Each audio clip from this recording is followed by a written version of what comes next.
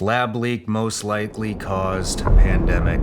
The conclusion on the headline isn't actually supported by the context of the article. How is that legal? I know, right? People need to get over the fact that they're just reading bumper stickers. The word for China is 中国, which means the center kingdom.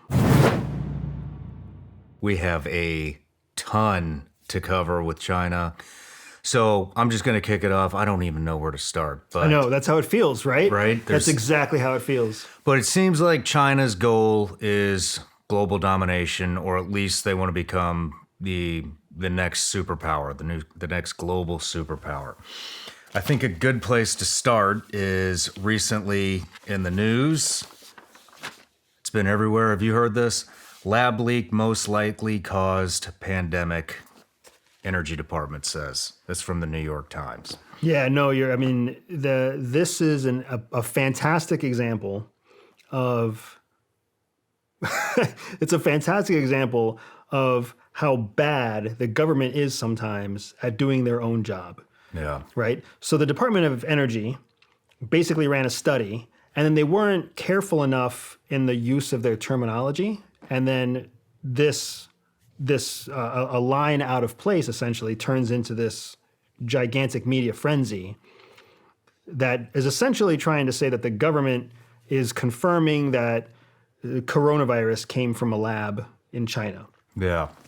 I think this is a fantastic place to start because multiple government agencies have looked into this and have reviewed the findings that the Department of Energy used to make their statement, and they've all confirmed that there is not enough evidence to be able to refute or deny that coronavirus is either natural or man-made from a lab. But Department of Energy did their own thing, right? Didn't properly vet it, didn't properly communicate it. So we've got this open question now about, is the government trying to hide something? Can we say that it was developed in a lab? Whatever else it might be. It's important to me because there's a lot of, rightfully so, there's a lot of very concerned and upset people about COVID, right? About coronavirus or the novel coronavirus that became COVID-19's, causing factor. And it's been a core facet of our lives, whether we like it or not, for the better part of 45 months, I think. Like, it's a long time. It's been a long time. Real quick before we dive into this, because I want to hit coronavirus. For sure. So this is, we've been talking about, I've talked about it, you've talked about it, I've heard it on interviews, how the media is essentially just a bunch of bullshit nowadays. And so here, this is just one article that I pulled up. I pulled up New York Times, and like I said, the headline is Lab Leak Most Likely Caused Pandemic, Energy Department says. Then if we read here, new intelligence has prompted Energy Department to conclude that an accidental laboratory leak in China most likely caused the coronavirus pandemic through U.S. spy agencies remained divided over the origins of the virus, American officials said on Sunday. The conclusion was a change from the department's earlier position that it was undecided on how the virus emerged. Then this is where it gets interesting. Some officials briefed on the intelligence said that it was relatively weak and that the Energy Department's conclusion was made with low confidence, suggesting its level of certainty was not high. While the department shared the information with other agencies, none of them changed their conclusion, officials said. So I'm not going to read the entire article, but that just goes to show you that you can't just read the headlines. Exactly right, especially not when it comes to intelligence or anything based on intelligence. So you heard a couple of words in there, right? We heard the word likely, and then we heard the word confidence. There's a grid when professional intelligence agencies collect intelligence, they have to run that intelligence through a grid, like a vetting process, so that when they communicate to somebody else, they can communicate using the same terminology. So if you're NSA, I'm CIA, somebody else is DIA, we all have our own language inside our departments. I mean, you know as well as I do, the military has its own language. CIA has its own language. It's really hard for two people from different agencies to have a straightforward conversation. So when you talk about intelligence, they create tools so that we can communicate in common terms. Likeliness and confidence are two of those terms that are pretty well structured so that all the different agencies can communicate transparently with each other. Problem is, it only works with each other. It doesn't work with the media. So likeliness has to do with how probable something is. Confidence has to do with the way you vetted the information itself. So something can be high likely, like highly likely, and high confidence. That means it's a high probability and we have strong faith in the information.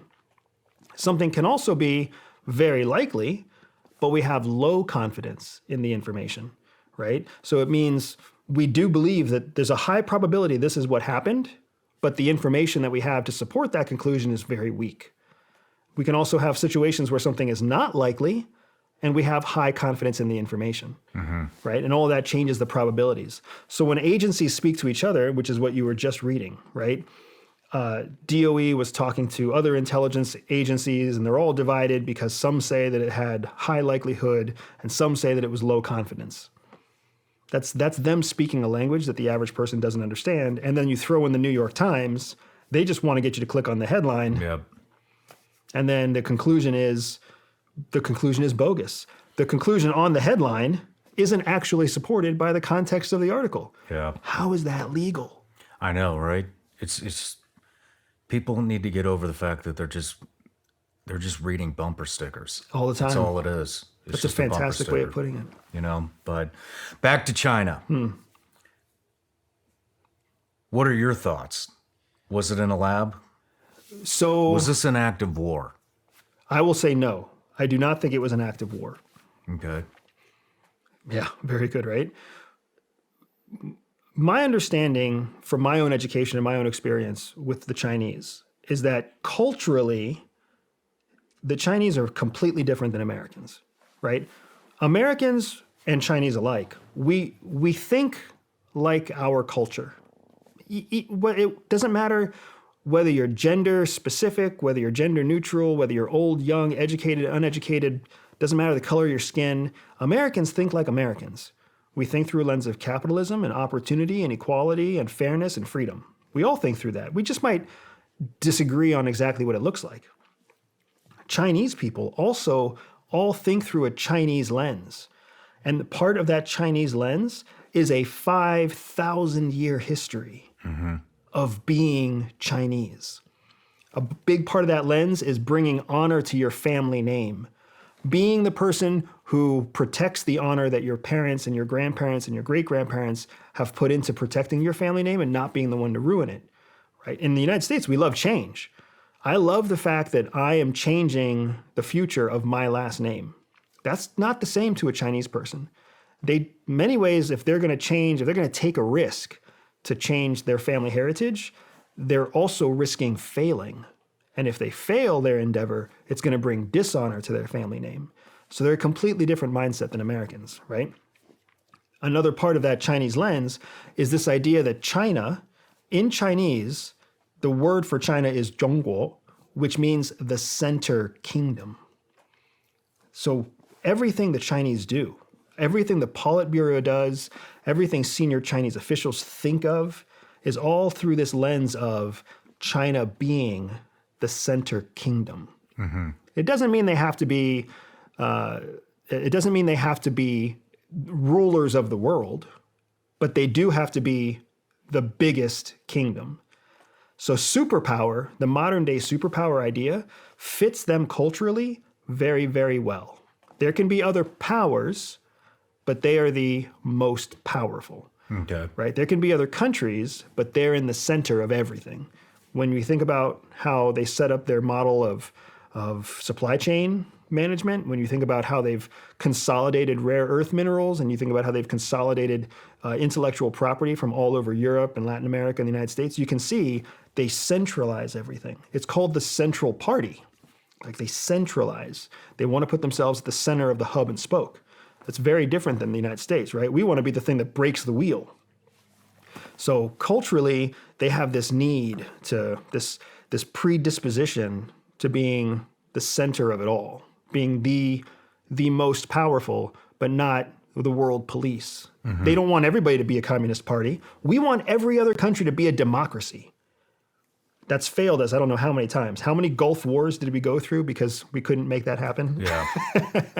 They don't want everybody to be a communist country, but they do want to be the most powerful country and be communist themselves. Why do you think? I love everything you just said, but it doesn't answer my question. Why do you think that? What makes you believe that the coronavirus was not released and was not an act of war? With everything else that they have going on, I'm just going to run through some stuff. These are all categories I want to talk about. But, to me, on top of all this stuff, I'll get to it. So, they own the supply chain. Then there's the fentanyl crisis. They're aiding the cartels with the fentanyl crisis. They're buying up our farmland. They're influencing our politicians. They're influencing big tech. Then we have the TikTok debacle. We have the spy balloons that have been flying over the U.S. We got the propaganda war. They're trying to take Taiwan. They're settling Africa. They were there to negotiate with Afghanistan before we ever even pulled out. Then there's the lab leak, supposedly. So it seems like, and I'm sure there's more that I'm not thinking of, but with all these things happening, there's the race to AI, which he's already said the person that wins the race to AI is going to achieve global domination. With all these things that they have in place and they're winning on, what makes you think that the coronavirus was not an act of war? On top of that, why they were never held accountable ever by anybody in the world. It was like the Chinese just got a free pass and they just the world is a complete disaster right now. Yeah. No, I get it. So I would say there's three reasons I don't think it was an act of war. The first is that China, their strategic MO is to do things quietly, not to do things loud and noisy. Coronavirus, the way it happened, was loud and noisy. It broke out in their country first, and then they tried to get it under control. And the world knew there was a virus in China that they were trying to control. That's not quiet, right? Everything else on that list, from hypersonic missiles to the AI war to growing infrastructure in Africa, that's all quiet. You have to look to find that. You didn't have to look to find out about the coronavirus outbreak. The second reason I don't think it was an intentional act of war is because where did swine flu come from? China. Where did bird flu come from? China. China has a history of unsanitary experimental conditions where novel natural viruses are born and spread. And I don't mean this is a 50-year history. I mean, this is like a 15-year history. Bird flu, swine flu, coronavirus, which was a coronavirus is a type of flu virus, right? These were all novel viruses originating in China that spread around the world.